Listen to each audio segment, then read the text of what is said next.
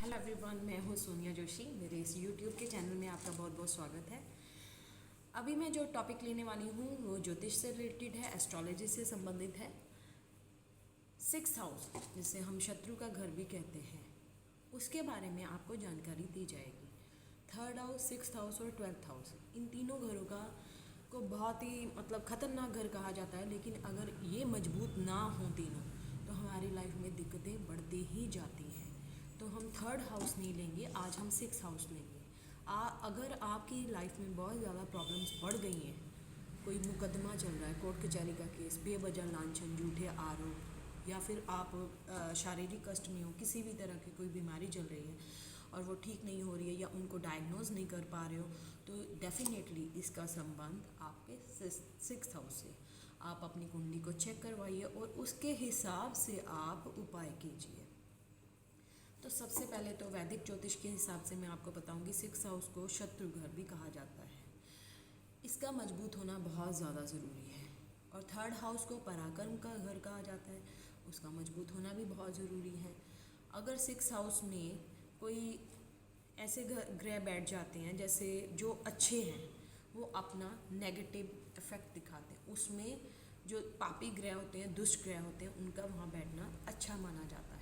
जैसे राहु का 6th house में बैठना, वो अपना घर है उसका, अगर उसमें वो बैठता है तो वो एक वैसे तो शरारती ग्रह है, वो अच्छा पॉजिटिव इफेक्ट तो देगा ही देगा, लेकिन साथ में कुछ कुछ नेगेटिविटी भी लेके आएगा। क्योंकि राहु की महादशा या केतु की महादशा में आपको प्रॉब्लम्स लाइफ में फेस करनी ही पड़ेगी, वो चाहे कितने भी मजबूत क्यों ना हो। क्योंकि अगर राहु 6th हाउस में है तो केतु 12th हाउस में ही होगा, वो आमने सामने ही बैठते हैं।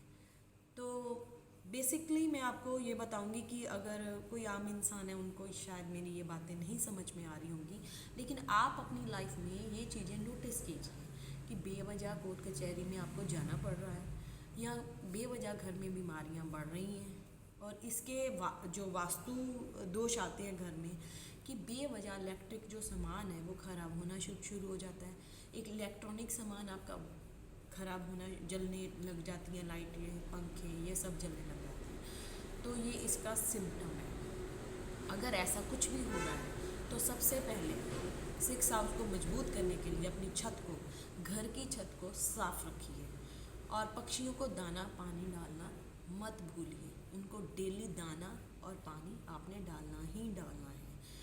और सेकेंडली, अगर हम ग्रह के रिलेटेड मैं आपको बताऊं कि अगर वहाँ पे कोई नीच ग्रह बैठा हुआ है तो उसका दान करना आपने, उसका नग नहीं पहनना है। क्या होता है, अमूमन लोग ज्योतिष के पास जाते, पंडितों के पास जाते हैं, वो गलत बातें बताते हैं, गलत चीज़ बता देते हैं, वो ग्रह उसका अच्छा नहीं है लेकिन उससे रिलेटेड उसको नग डालने के लिए बोल देते हैं। जैसे मान लीजिए 6th हाउस में सूर्य बैठा हुआ है, उसको उल्टा मानिक डाल दिया तो उसकी लाइफ खराब हो जाएगी।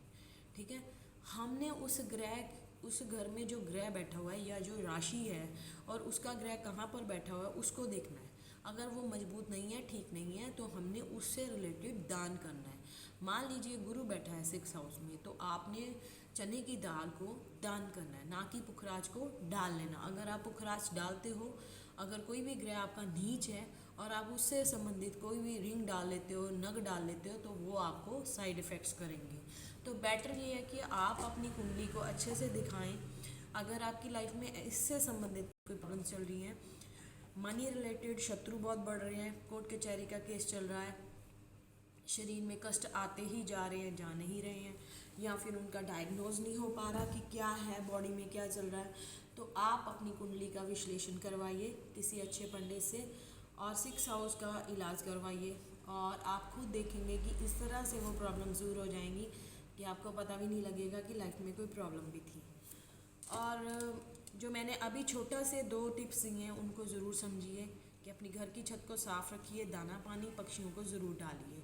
और हो सके तो जो भी इलेक्ट्रॉनिक सामान ख़राब है, बंद पड़ा हुआ है, जो तारें आपके घर में बंद हैं, खास करके छत पे मत रखिए कोई भी कबाड़, उनको छत से फेंक दीजिए, उनको घर से बाहर निकाल दीजिए। अगर वो घर में पड़े रहेंगे तो इससे वास्तु दोष पैदा होगा, और वास्तु दोष जब पैदा होगा तो राहु अपने प्रभाव, जो नेगेटिव इफेक्ट्स है उसके, वो आपको देने शुरू कर देगा, आपका 6th हाउस खराब हो जाएगा। सो बेटर ये है कि आप ये छोटे छोटे जो असूल है, रूल्स हैं, उनको फॉलो कीजिए और मेरे साथ मेरे यूट्यूब के चैनल में जुड़े रहिए।